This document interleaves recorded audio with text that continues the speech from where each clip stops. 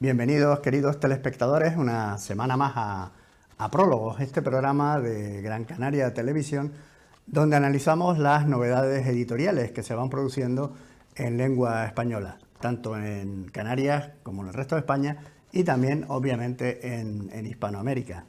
Un programa que tiene vocación, por tanto, de universalidad, desde lo local a lo universal. Y desde lo local a lo universal fue el viaje que hicieron nuestros protagonistas de hoy, que están reflejados en un libro extraordinario de Luis Gorrochategui, que va a ser el invitado que tenemos esta semana en Prólogos, donde nos va a narrar la epopeya, absoluta epopeya de la carabela San Lesmes, ¿no? Un barco español del siglo XVI que, en fin, recorrió el mundo entero, nunca mejor dicho.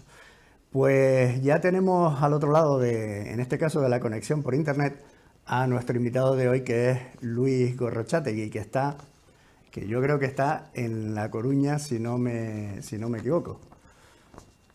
Don Luis, bienvenido a Prólogo.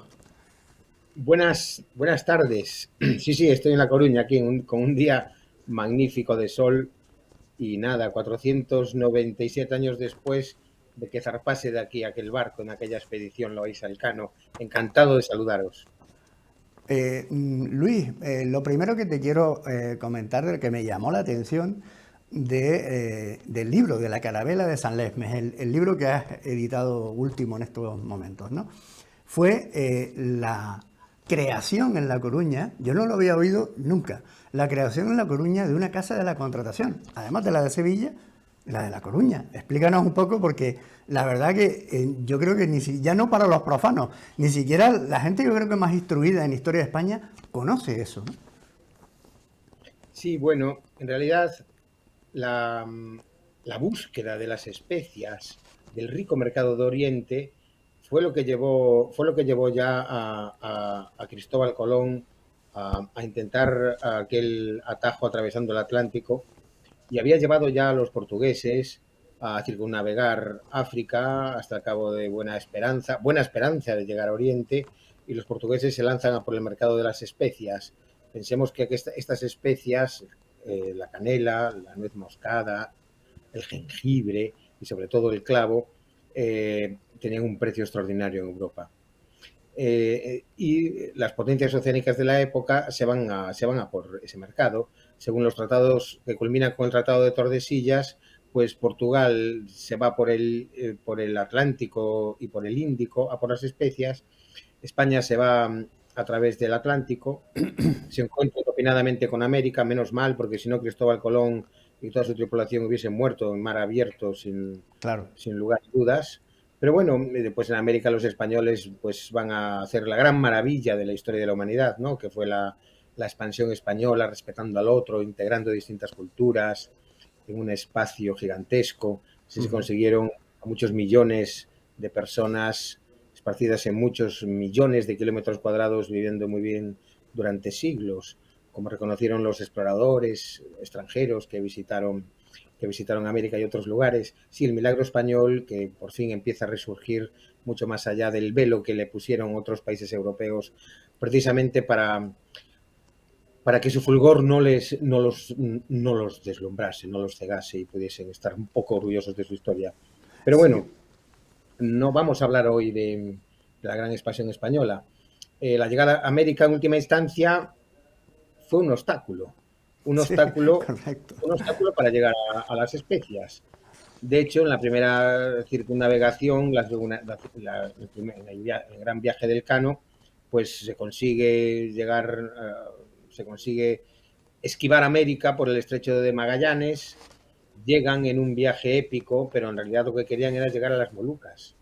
Y así se completa la primera circunnavegación al planeta, muy accidentada, porque solo vuelve una nave a España. De los 236 hombres que habían zarpado, solo vuelven 18. Fijaros qué índice de mortalidad, qué índice salvaje de sufrimiento humano. Pero bueno, aquel barco que vuelve cargado con el suficiente clavo, la nave Victoria, como para sufragar toda la expedición y que tuviese beneficios. Una Claro, vez que se consigue abrir la ruta de las especias, pues entonces automáticamente el Cano, una vez vuelto, ya sale a toda velocidad hacia Madrid. El emperador Carlos, el flamante emperador Carlos V, Carlos I de España, ya lo espera, y ya sin perder tiempo empiezan a preparar ya la ruta regular de las especias, que ya abriría un tráfico permanente entre estas antípodas, entre las Molucas y España. Y así, en La Coruña va a fijarse la casa de contratación de la especiería.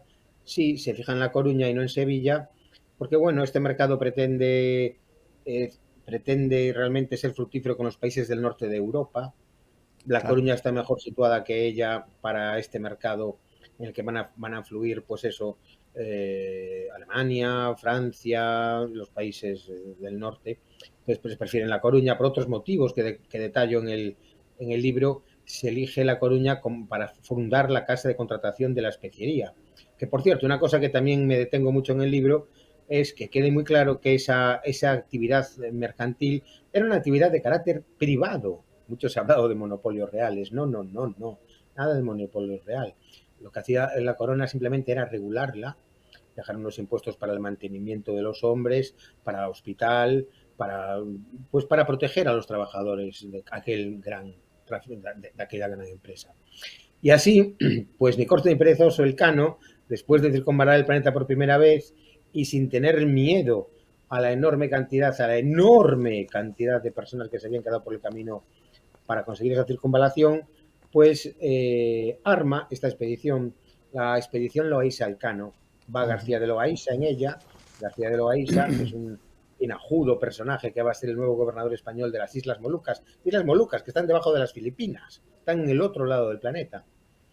Pero el alma marina de la expedición es Juan Sebastián Elcano. Él mismo arma 4 naves en Portugalete, varias personas de su familia van en la flota, y así el 24 de julio de 1525, casi ya hace medio milenio, Ujú. zarpan de La Coruña 7 naves y 450 hombres con la intención de seguir la ruta abierta por el propio Elcano 3 años antes y establecer ya el tráfico regular de las especias.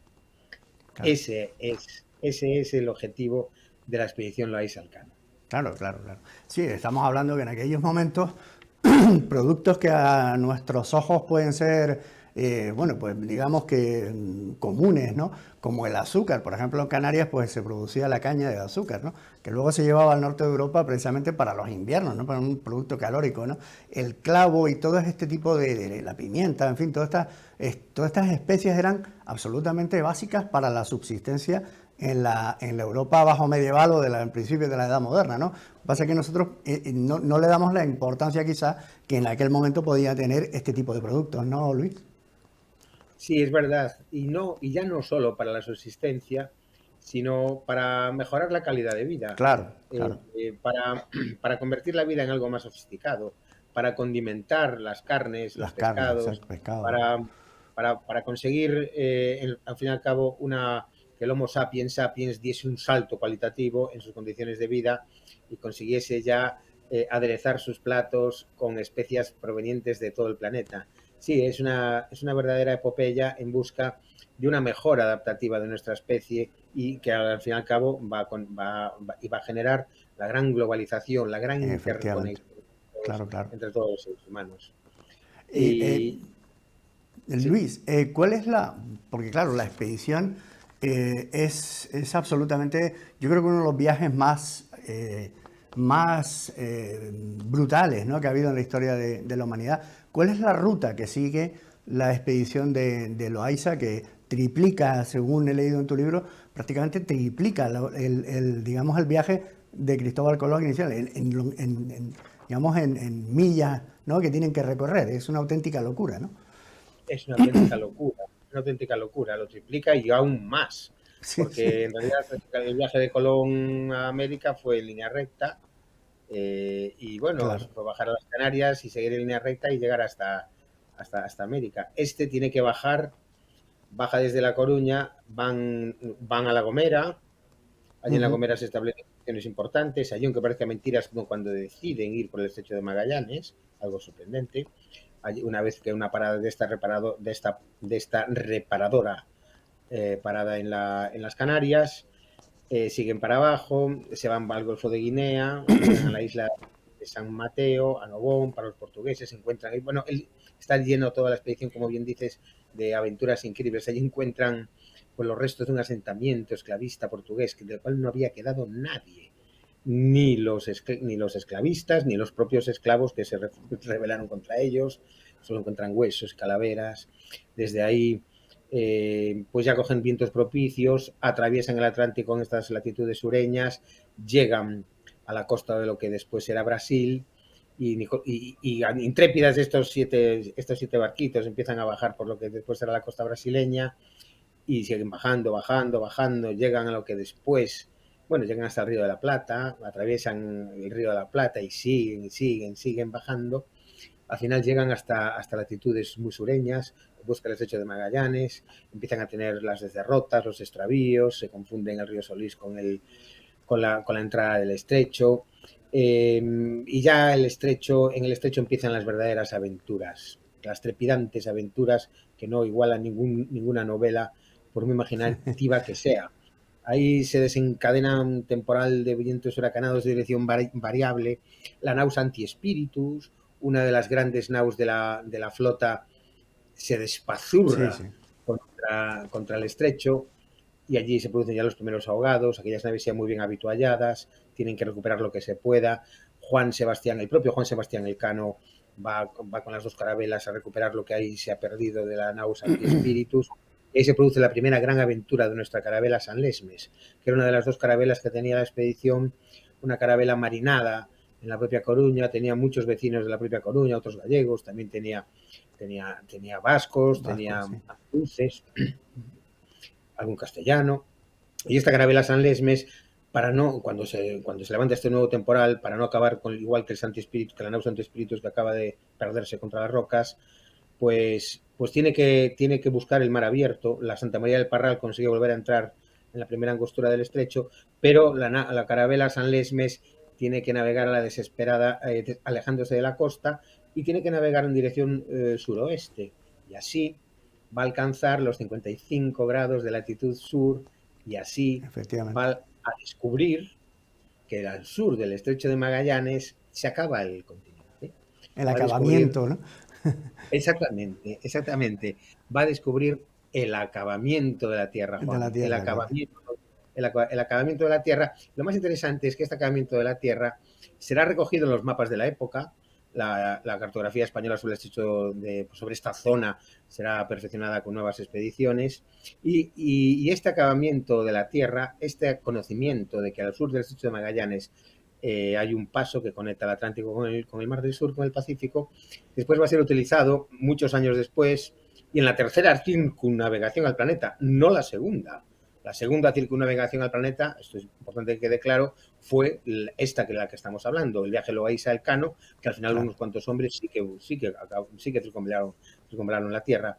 Bueno, pues en la tercera circunnavegación, muchos años después, ya acabando el siglo XVI, Francis Drake, llevando dos capitanes españoles, dos pilotos españoles capturados, llevando mapas españoles de la zona en su circunvalación y sin pasar por este paso que ya se llamaba en aquella época Mar de Oces. Se llamaba Mar de Oces el brazo de agua que separa la Antártida de la punta del Cono Sur, porque fue Francisco de Oces, capitán de la carabela San Lesmes, el que lo descubrió.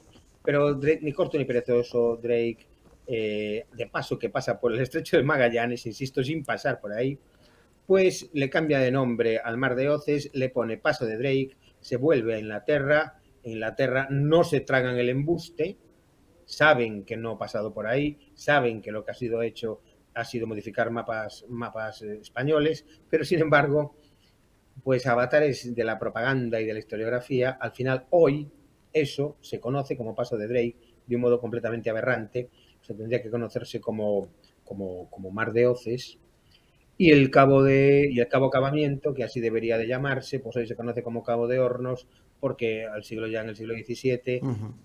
los holandeses, sabiendo, que esto es que hay que decirlo sin ambajes, sabiendo que por ahí estaba ese paso, pues pasaron por ahí. O sea que nuestra carabela, nuestra intrépida carabela San Lesmes, ya tiene una primera aventura en solitario, ya descubre el acabamiento de la Tierra, ya descubre el mar de Oces, que espero, y desde aquí hago votos para que recuperemos este histórico nombre de mar de Oces para lo que hoy se conoce en inglés como Paso de Drake. Pero bueno, en todo caso la carabela consigue sobrevivir y vuelve al grueso de la expedición. En ese temporal ya hay otra nave, la anunciada, decide que es demasiado peligroso, intenta irse a las Molucas por el Cabo de Buena Esperanza y no volvió a saberse de ella. Y esa Claro, misma temporada, sí, sí, dime. no, Luis, sí, hablabas, ¿no? De cómo Drake tiene que utilizar pilotos españoles, ¿no? Curiosamente, claro, España tenía toda una tradición excepcional de grandes pilotos que precisamente algunos, bueno, o muchos de la casa de contratación que se dedicaban precisamente a eso, ¿no? Y el famoso patrón, el padrón real, ¿no? Es decir, el gran mapa que iban configurando, ¿no? En la casa de la contratación.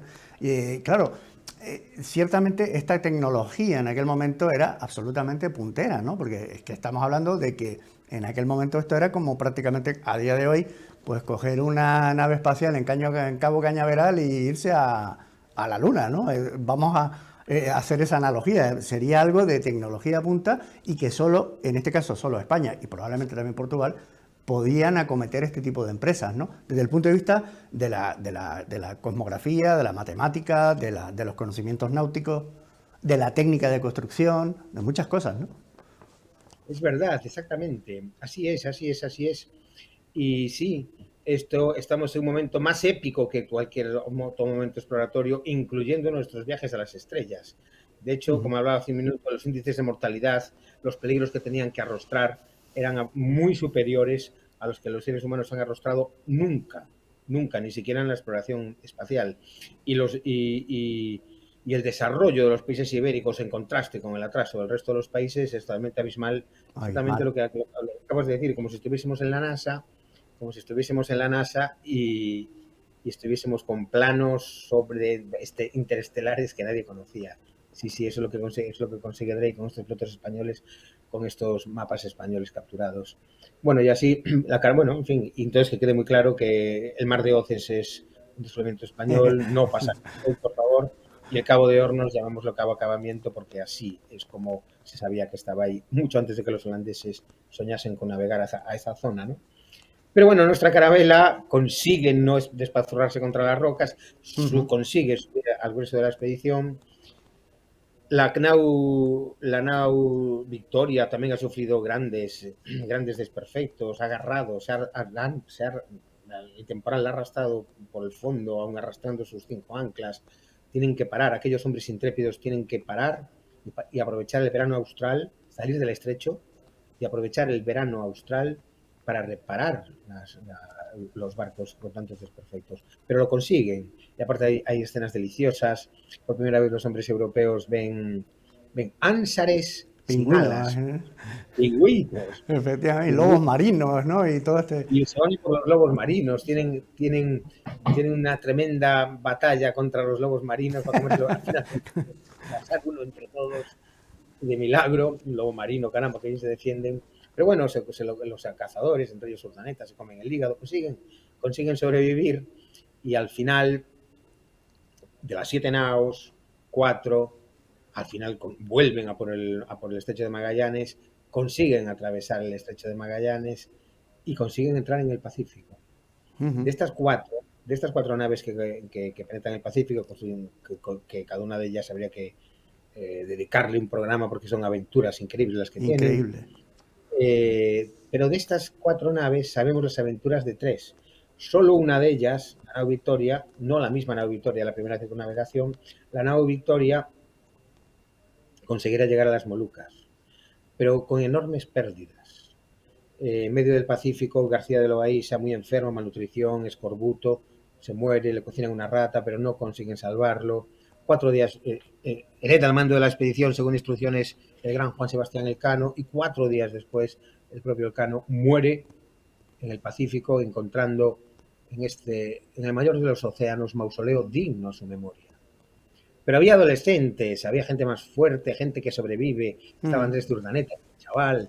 Consiguen llegar a las Molucas. En las Molucas ya estaban instalados los portugueses. Pero en todo caso, los españoles, como reconoce el gobernador portugués de la zona, somos mucho mejores para alcanzar amistad y alianzas con los moluqueños. Así se compensa la superioridad numérica portuguesa, y los pocos españoles, dirigiendo a los moluqueños, consiguen mantener, consiguen mantener la presencia española. Se produce la gran guerra del Pacífico entre España y Portugal, cuando ninguna otra nación podía soñar con ir a esa zona del planeta.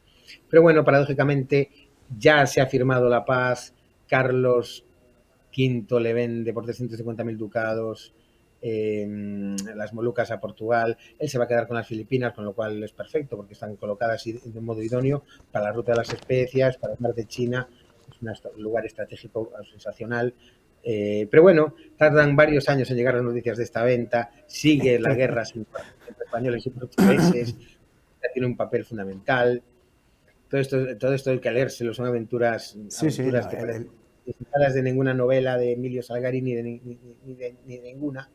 Y al final llegan las noticias de la venta, las Molucas, los portugueses, bueno, con salvoconductos portugueses consiguen volver muy pocos hombres, se cuentan con los dedos de las dos manos, los hombres que consiguen volver a España, y con enormes dificultades, totalmente hostigados por los portugueses. Viene una chica, viene una niña, porque el gran Andrés de Urdaneta tuvo una hija, la hija Gracia, con una moluqueña que también consigue llegar a España. Pero bueno, sí, todo esto, al final pues acaba esto absolutamente de maravilla. Antes de Urdaneta se ha encargado posteriormente de volver al Pacífico, consigue abrir el cerrojo del Pacífico, consigue vengar la muerte del Cano, descubre el tornaviaje que se, pues los fracasos de Saavedra, etcétera, consigue el tornaviaje ganando latitud sur desde Filipinas, latitud norte, perdón, desde Filipinas hasta California, y así pues España sustituye aquella ruta gigantesca e imposible que intentó Loaiza y Elcano por una ruta mucho más fácil, que es el Galeón de Manila, de claro. Filipinas a Acapulco, después de Acapulco a Veracruz en grandísimas caravanas de carretas, y ya en Veracruz conectado con la flota de Indias, y así durante 2 siglos y medio funcionó como un reloj el mayor sueño, aquella ruta, el mayor sueño comercial y humanístico que ninguna nación haya podido nunca soñar. Fue en esa Y, historia de un éxito absoluto. ¿Sí? Luis, hablabas de que efectivamente hay una guerra entre España y Portugal, evidentemente las dos potencias, ¿no?, marítimas en aquel momento que querían precisamente hacerse con ese comercio, ¿no?, moluqueño, ¿no?, ese comercio de las especias, tan absolutamente, bueno, pues en aquel momento lujurioso, de lujo realmente, ¿no? Luego Sí, entraría sí. Holanda, fundamentalmente Inglaterra, con esas compañías comerciales. Pero es curioso cómo tardan años en recibir la noticia. Es decir, mientras ya Carlos V había firmado la paz y había vendido aquellos territorios, todavía seguían combatiendo allí. Es decir, eso nos da idea. Esto es como cuando los soldados japoneses se quedaban en los atolones, ¿no? Y ahí se pegaron 30 años esperando todavía con el fusil subido en un coco. Pues más o menos esto era igual, ¿no? Es que es impresionante. Nos da idea de la dificultad que tenía la administración de aquel gigantesco imperio que en aquel momento era el imperio español, ya no solo por supuesto con las Filipinas, pero también incluso con los territorios americanos. Es decir, la organización que llegó a tener, digamos, ese imperio desde el punto de vista de la construcción estatal, ¿no?, en el sentido weberiano prácticamente del término, ¿no? Es decir, de una burocracia extremadamente eficaz para los tiempos que corrían y las dificultades en las comunicaciones, ¿no? Es asombroso. Absolutamente de acuerdo. Es asombroso como tan pocos españoles pudieron organizar algo tan enorme y tan longevo. Claro, claro. Es, una, es un milagro, es un milagro, mires por donde lo mires, e insisto, tan respetuoso tan respetuoso con nosotros, es absolutamente increíble. Pero bueno, más allá de este gigantesco éxito español, nos encontramos que de los 4 barcos que penetran en el Pacífico, hay uno del que no se vuelve a saber A saber. nada. Y ahora lo que vamos a hacer es correr la moviola de los siglos, démosle 250 años a la moviola, en busca de rastros de este barco, y vayámonos ya a la segunda mitad del siglo XVIII, vayámonos a cuando, bueno, pues otros europeos penetran en el Pacífico, en este lago español, que llevaba siglos siendo un lago español tranquilo, pero otros europeos penetran y pues estamos hablando de la expedición de Byron, la expedición de Wallis, la expedición de Bougainville, la expedición de Cook, otros españoles penetran en el Pacífico. ¿Y qué ocurre aquí? Que todos los que se acercan a esta gran zona del Pacífico Sur se quedan asombrados y así lo notan en sus relaciones, se quedan asombrados de que los indígenas de esta enorme zona del Pacífico Sur son europeos. Hay en ellos un porcentaje de indígenas europeos. Y además tienen herramientas muy parecidas a las europeas, técnicas de construcción naval muy parecidas a las europeas. Incluso tienen representaciones teatrales, tienen un conjunto de rasgos culturales que, muy curiosamente, les lleva a distintos exploradores en distintas expediciones y de distintas nacionalidades a lo mismo. Les llevan a considerar que ahí tuvo que naufragar un barco español en otros tiempos, porque si no, no se puede explicar Claro. que encuentren allí indígenas. Es muy interesante que encontremos ya estas teorías, que son un lugar común entre estos exploradores, en la segunda mitad del siglo XVIII.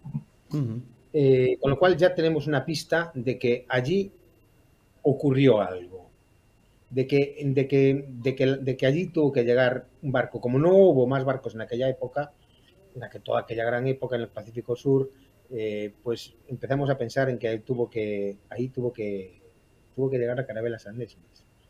El misterio se hace aún más fascinante en 1929, que es cuando, bueno, la Polinesia ya es francesa, los franceses les interesa cartografiar la zona, llegan al atolón de Amanu y ahí descubren 4 cañones empotrados en el coral, 4 pequeños cañones de hierro empotrados en el coral.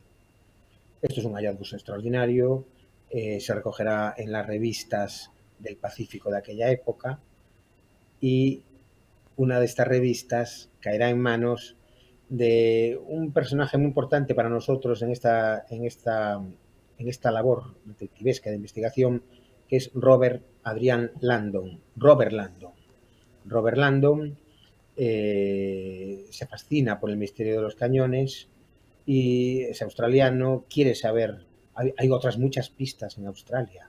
Hay muchos, se han quedado muchos restos arqueológicos en Nueva Zelanda, en Australia. Él tiene un rompecabezas en su cabeza y se lanza a esta investigación.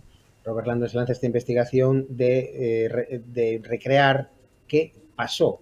En lo que llega a la conclusión es que esos cañones son muy antiguos, los manda material fotográfico a la Real Armería de Londres, allí le dicen que son de la primera mitad del siglo XVI. Aún se creen los ingleses en esta época que son cañones de forja, hoy sabemos que no son cañones de forja, son cañones de fundición, pero también sabemos que a esa altura, a 1525, se estaban fundiendo ya cañones en España. Incluso el nombre de fundidores para la expedición de Simón de Alcazaba, la expedición de 1526, que no llegó a realizarse ya porque fue un fracaso la expedición de Alcano, pero es que sabemos que se fundían cañones. Entonces, Landon visita las islas, lee las relaciones y hijo de su gran trabajo será su obra de los Carabel, Carabela Perdida, y de los Carabel Reexplore, y otros artículos posteriores en los que recrea lo que pudo ser la imagen de lo que pudo ser el destino de la carabela. Y de hecho Robert Landon fue el que me puso a mí sobre la pista de esta investigación. Tuve la suerte de intercambiar, murió ya hace 20 años, pero tuve la suerte de intercambiar con él, pues tuve una relación epistolar y bueno, más o menos he seguido la estela que abrió este valiente australiano. Yo lo que he hecho ha sido investigar todo lo que hizo él y después hacer una ampliación exponencial sobre el conocimiento que tenemos sobre toda esta zona del Pacífico a partir de las relaciones españolas. Sí, además, Porque no hay que Luis, olvidar. una, una, eh, una obra absolutamente documentada. Es decir, el libro está magistralmente narrado, quiero decírtelo, porque se lee muy fácil siendo un libro de unos contenidos complejos, ¿no? Que son, en algunos momentos pueden resultar áridos, ¿no? Sin embargo, está narrado de una manera que es extremadamente fácil de leer, pero además con un rigor histórico excepcional, porque todo está perfectamente documentado. O sea, todo lo que las afirmaciones que tú vas haciendo en el libro se apoyan en documentos originales, ¿no? Entonces, yo te quería preguntar, entramos en lo que tú denominas una cosa, a mí que me llamó muchísimo la atención, ¿no? Dentro de ese área, digamos, del Pacífico, ¿no? De la Micronesia, prácticamente, de la Polinesia, tú hablas de lo que se llama la cultura sanlésmica, ¿no? Es un término que me llamó muchísimo la atención. Explícanos qué es eso de la cultura sanlésmica porque es realmente interesante, ¿no? Sí, bueno, muchas gracias. En realidad el libro tiene que estar muy bien documentado porque al ser libros, igual que contra Armada u otros, al ser libros que atentan de alguna manera contra la imagen convencional que Claro, tenemos efectivamente. la imagen convencional construida mucho después por la, por la historiografía anglófona, pues entonces tienen que ser libros que estén muy bien hilvanados, muy bien documentados para ser inapelables, para estar blindados. Sí, claro que hay una cultura sanlésmica, claro que hay una incidencia extraordinaria los de los tripulantes de las Sanlesmes y sus náufragos en una zona gigantesca del Pacífico. Hay que pensar que España se alarma a la altura de 1500, perdón, de 1772 de estas penetraciones de otros países en el lago español y así manda una expedición importante, el virrey Amat, a ver qué pasa en Tahití. Acaba de ser descubierta por casualidad Tahití. Llegan a Tahití la expedición. Tahití, que es uno de los corazones de las zonas sanlésmicas y Claro. esa zona de la Polinesia francesa, la isla de Anar, Rayatea, la isla de Nueva Zelanda. Llegan allí y bueno, pues hay a unos tahitianos se van con ellos a Lima, el virrey los mete en su palacio, los tahitianos en Lima se quedan maravillados, es como nosotros viajásemos al siglo XXIV, Sí, claro. ven casas que andan, nunca habían visto una rueda, estaba en un estado como casi como el neolítico, no conocían la cerámica, Sí, sí. no conocían la rueda, porque tenían unos avances tremendos en ingeniería naval, precisamente por esta influencia de los náufragos y los descendientes, en otras cosas no. Bueno, los tahitianos se quieren ir a vivir a Lima, en la segunda expedición, es importante saberlo, ya van los tahitianos de vuelta, pero hay un personaje interesantísimo, Máximo Rodríguez, un soldado limeño, es decir, un soldado español muy ducho en idiomas, que se vuelcan a aprender tahitiano, él con otros marinos de la primera expedición, pues redacta el primer gran diccionario entre una lengua europea y el tahitiano, y al llegar a Tahití, Máximo Rodríguez ya hablaba tahitiano y su fluidez le va a llevar en este idioma, le va a llevar a recabar una información absolutamente incomparable sobre cómo vivía esta cultura sanlésmica. Y fíjate, una cosa que quiero recalcar es que se funda la primera misión europea en la Polinesia, el primer asentamiento europeo en la Polinesia fue español.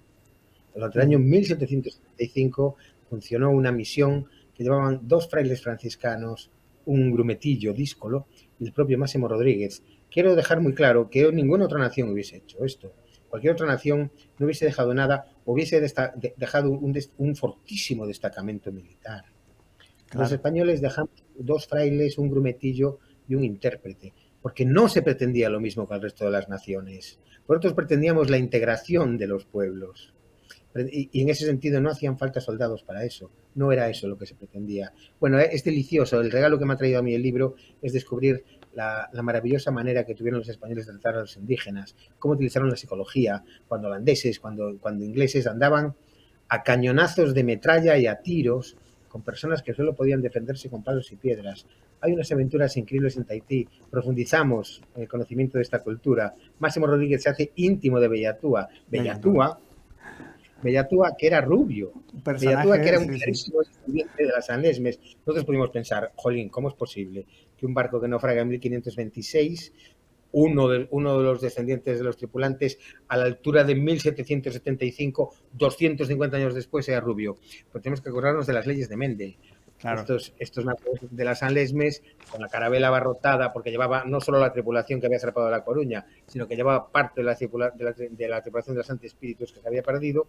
Pues imagínate, una tripulación, un viaje absolutamente atroz, sigues y encallas en una playa paradisíaca, circular, llena de cocos, con una laguna en el medio, con agua templada a 30 grados, llena de pesca, llena de mujeres que se fascinan con la piel blanca de los viajeros.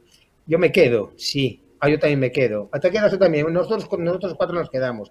Y así se fueron quedando en el atolón de Amanú, siguieron otros hacia el oeste, llegaron al gran atolón de Ana, ahí se quedaron otros pocos, siguieron navegando y llegaron ya a la gran isla de Rayatea, donde realmente acometieron esto siguiendo las pistas, los indicios que encontramos in situ, siguieron ahí la reconstrucción, reconstruyeron la carabela.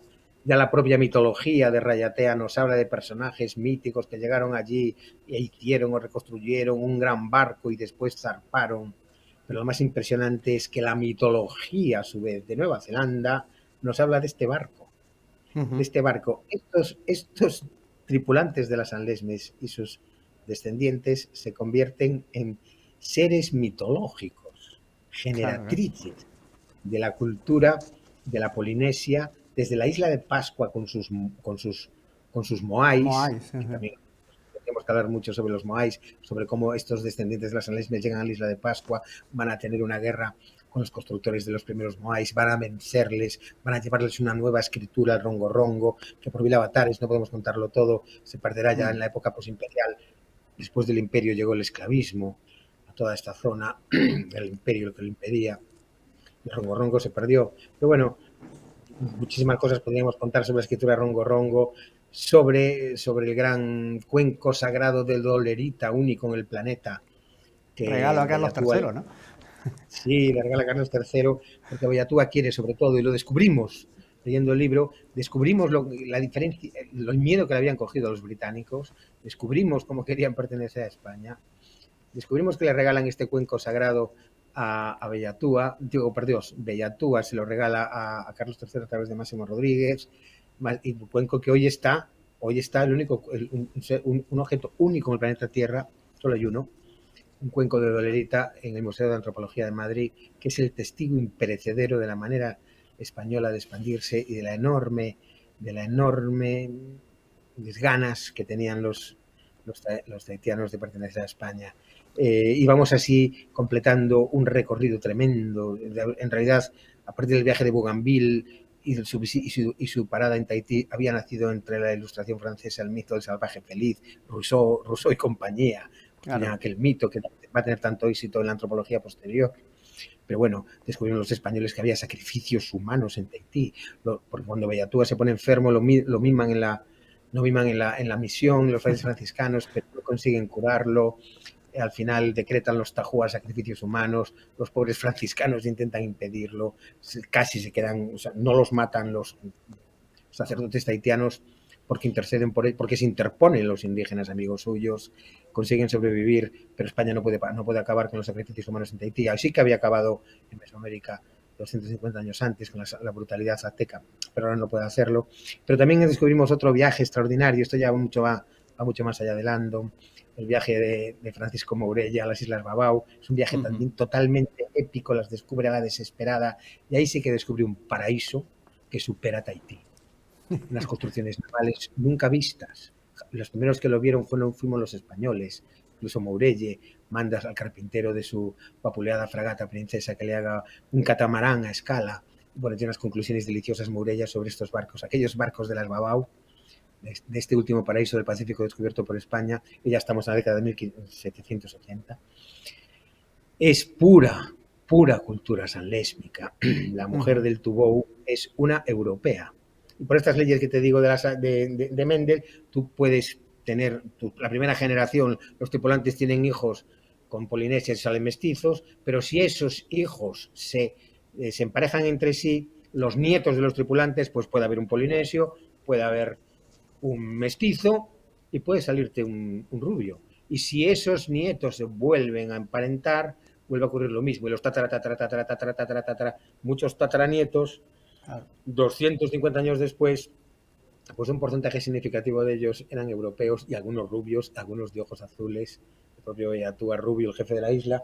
Estas familias europeas fueron las familias reinantes durante siglos de aquellas islas paradisiacas, generando la mayor aventura de la historia de la humanidad, sin lugar a dudas, la mayor aventura de la historia de la humanidad. Sí, de hecho Luis, en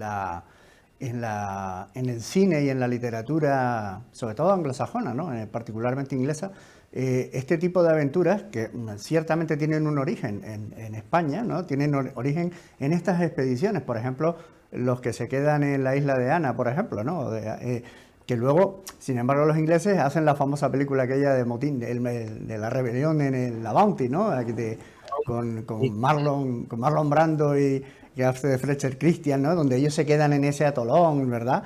Y el propio Robinson Crusoe, que también está inspirado precisamente en uno de los hombres de la expedición de Juan Fernández, si no me falla ya la memoria.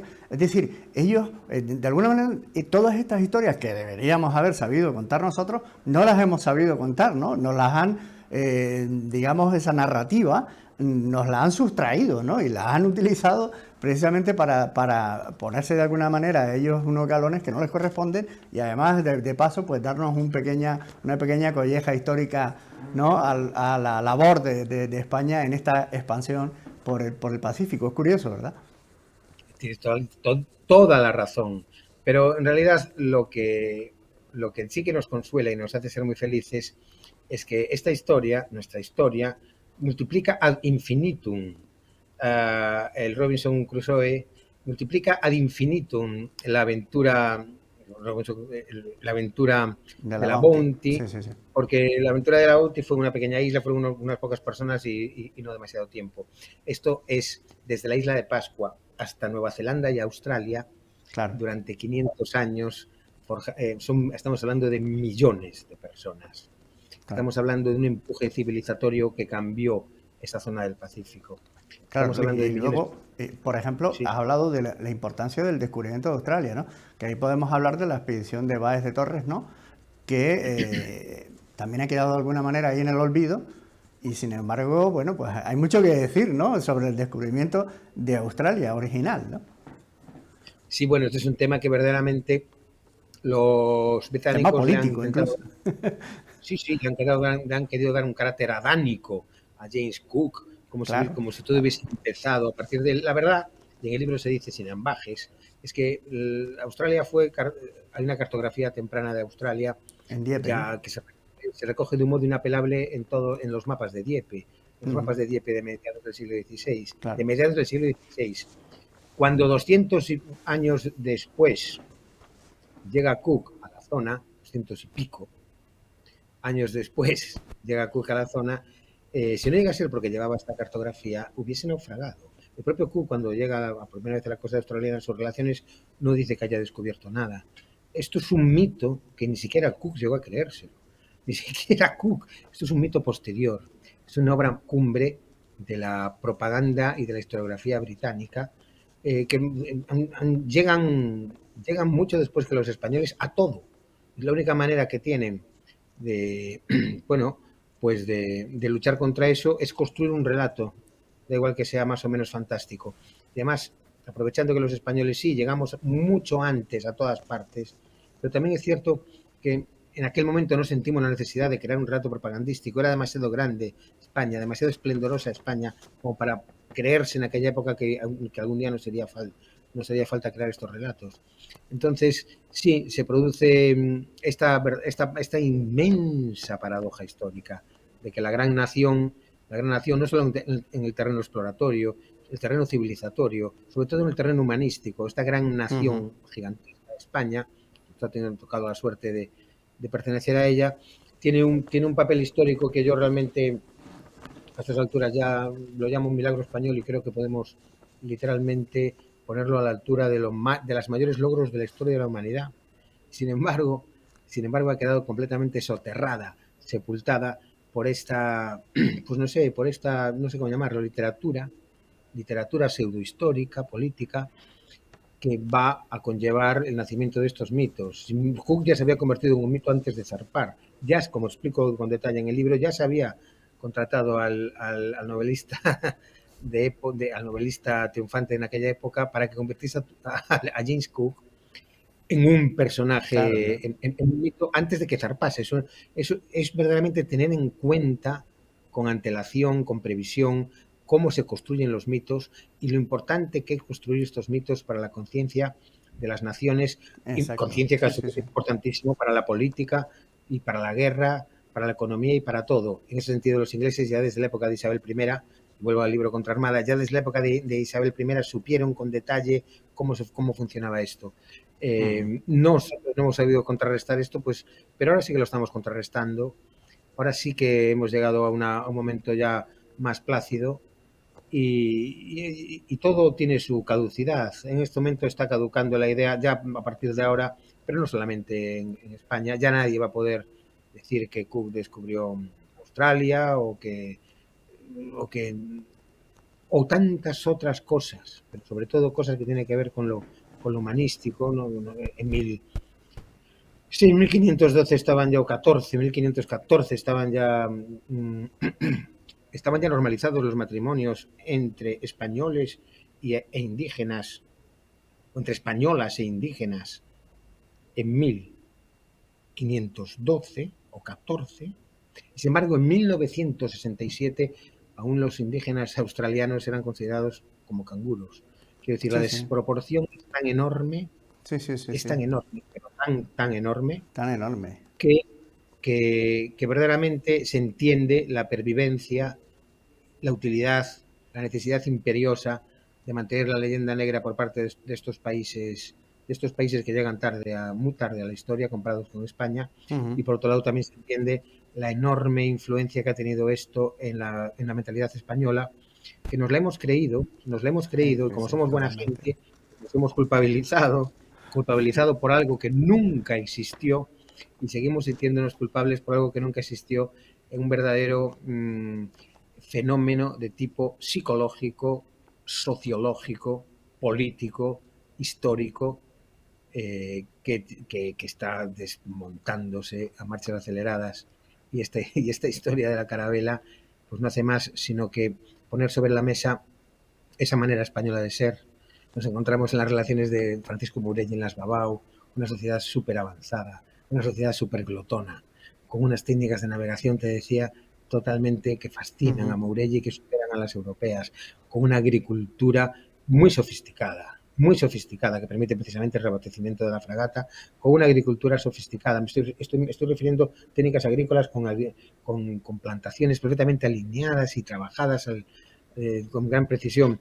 Nos encontramos que también en esta zona un puñado de españoles se quedaron utilizando esta idiosincrasia española, esta idiosincrasia española de empatizar con el otro, pues se quedaron allí, se quedaron a vivir, tuvieron hijos, nietos, bisnietos, tataranietos, tataranietos, y hasta hoy, después de las técnicas expansivas del feroz colonialismo del siglo XIX, pues llevó a estas culturas a la desaparición casi, pero nos queda el recuerdo de lo que hicimos nosotros en todos estos siglos, XVI, XVII, XVIII, XIX, y aún quedan indígenas. En un día podemos, mediante técnicas como la genética, profundizar más en este tema, Ujú. pues podremos profundizar mucho más.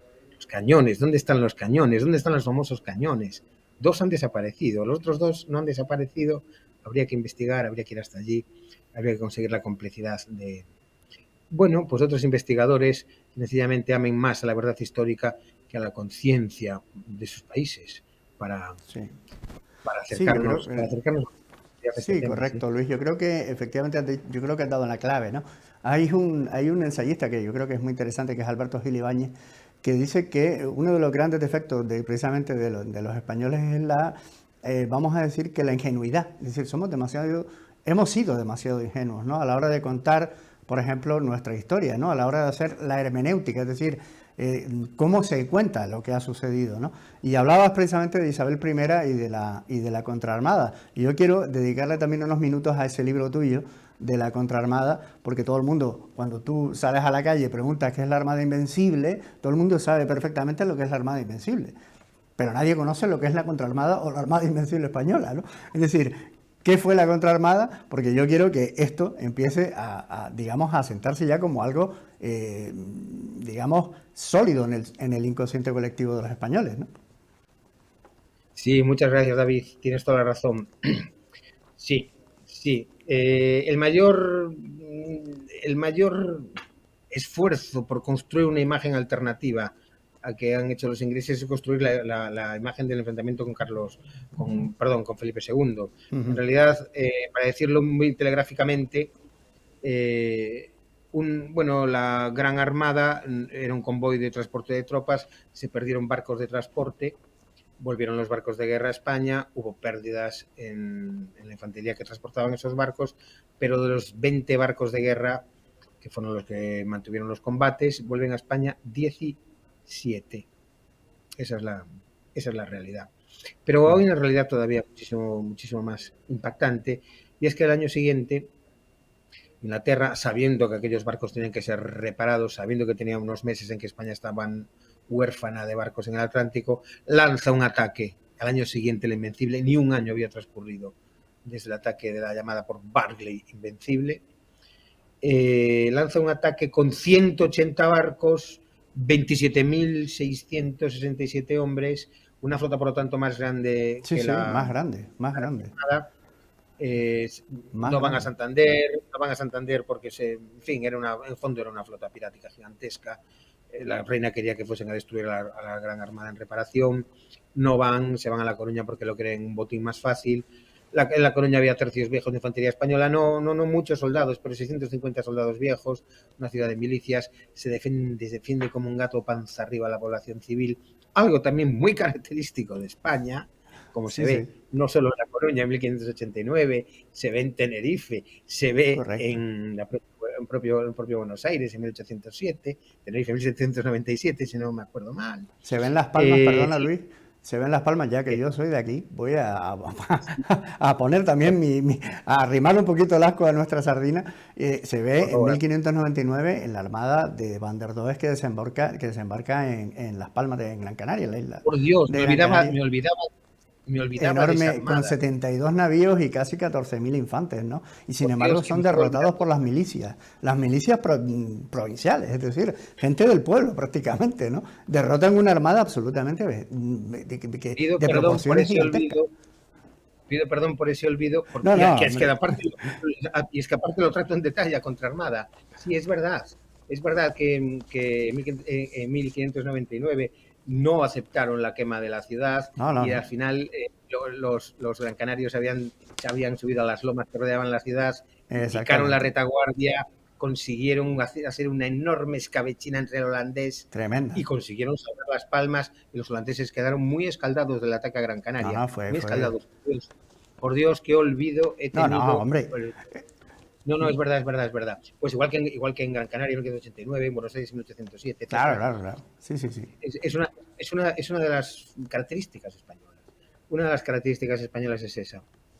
Vale, pues al final, increíblemente, la Coruña sobrevive, todas las mujeres tienen que entrar en combate, se hace famosa María Pita. María Si alguien no Pita, se ha claro. leído a estas alturas contra Armada, verdaderamente, hombre, yo no debo hacerlo, pero realmente les recomiendo el conocimiento de ese episodio tan sepultado por la historiografía foránea durante más de 4 siglos.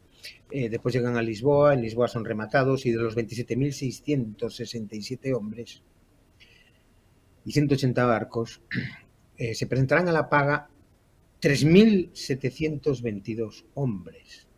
De los 180 barcos vuelven a Inglaterra 102 y vuelven vacíos.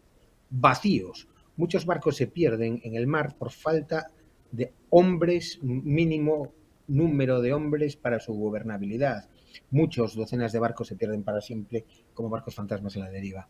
Si esta es la mayor catástrofe naval de la historia de Inglaterra, se produce un año después de la Invencible, que la llamada por los ingleses Invencible, duplica con creces las pérdidas de la Invencible, cambia el signo de la guerra, guerra que fundamentalmente gana España, Gana España, consigue. claro, claro. Sí, sí, sí. Y gracias a esto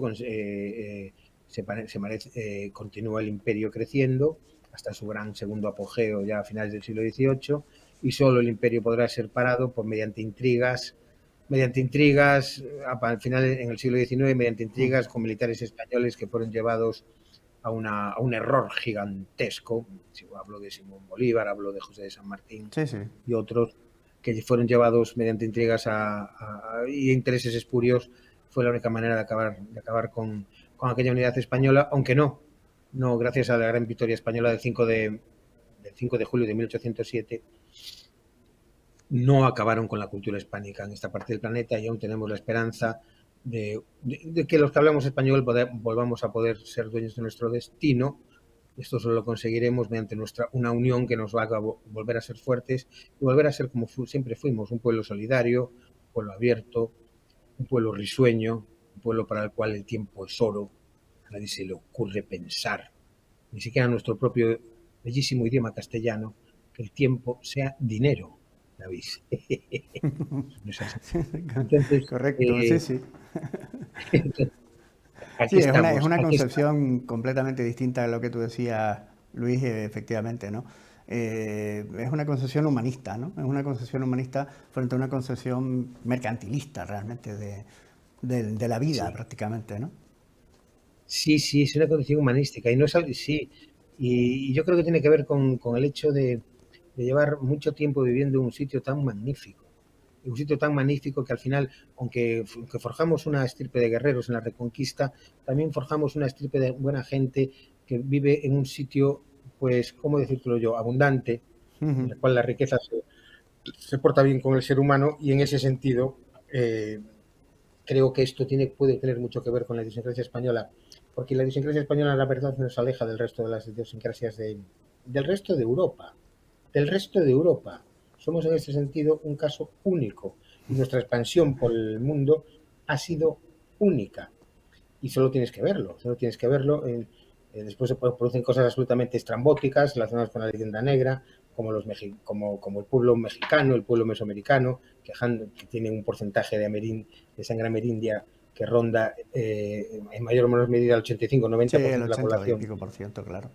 Tiene en mayor medida de sangre amerindia, y que estén acusando a los españoles de genocidas cuando cruzas los Estados Unidos y los únicos amerindios que hay allí son los que hablan español, llega a ser tan estrambótico que ya es cómico, es risible, es para Sí, sí, morirse de sí. risa, si no fuera, porque es verdad, aunque parezca increíble, es verdad que estos indígenas, que durante siglos vivieron bien hasta la caída de España, hasta que perdieron en la guerra que enfrentó a Bolívar, San Martín y compañía, aquellos criollos, miles y miles de soldados británicos holandeses, los enfrentó contra los indígenas, que defendían sus tierras. Esta guerra que pierden los indígenas, hoy, precisamente, y que les llevó a la pérdida de sus derechos, y precisamente de modo completamente fascinante pueden echar la culpa a los españoles cuando es absolutamente al revés.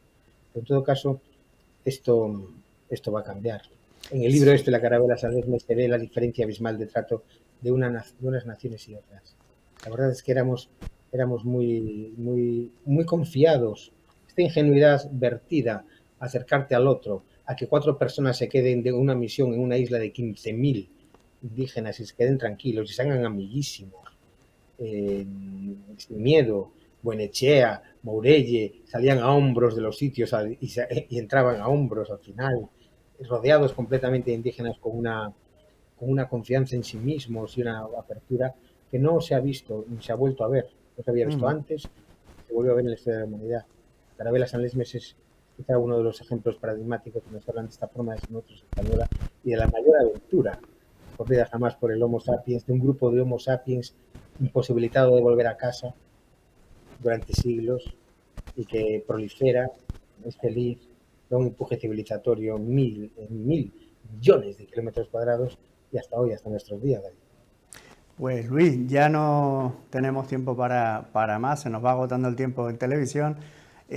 Bueno, pues agradecerte tu presencia en Prólogos, felicitarte por la obra, yo la recomiendo vivamente porque además realmente es un episodio o unos episodios, ¿no?, de la historia de España absolutamente desconocidos, ignorados totalmente por la historiografía española. O sea, es que porque bueno, de la parte digamos americana todavía hay bibliografía abundante, pero de lo que fue la expansión española por el Pacífico, prácticamente los estudios son contados con los dedos de las manos, ¿no? Y los estudios de conjunto, ni hablemos, ¿no? Por tanto, este libro de la Carabela de San Lesmés, yo creo que como ese viaje de Loaiza, de alguna manera, pues a nivel de la bibliografía y a nivel de la historiografía española, pues viene a abrir camino y a meterse por los estrechos pasajes de la historiografía. A ver si hay otras, digamos, plumas que se atrevan a seguir tu estela. Muchísimas gracias, sí, es un viaje fascinante. Invito a todo el mundo a leerlo, es un viaje muy refrescante. Estaréis en la playa durante todo el verano, porque todo transcurre en la playa. Efectivamente, muy playero, muy tropical y muy así, muy exótico, ¿no? Tropical. A ver si alguien se atreve a hacer alguna de las recetas de la cocina polinesia. Y sí, a viajar en esta carabela, que es viajar hacia el pasado, es viajar a nuestros orígenes, es viajar a lo que fuimos y a lo que somos. Claro que sí. Pues muchísimas gracias, Luis. Ha sido todo un placer y te emplazamos a cuando tengas otra novedad editorial. Aquí tienes tu casa y tu espacio. Pues muchísimas gracias. Que lo paséis muy bien en las Islas Afortunadas, en esa Gran Canaria, y a disfrutar de la vida, que es lo que nos toca. Muchas gracias, Luis. Hasta la próxima. Gracias. Hasta la próxima. Bien, pues ya no tenemos tiempo para más. Creo que ha sido un viaje fascinante, tanto en lo geográfico como en lo temporal, como en lo cronológico.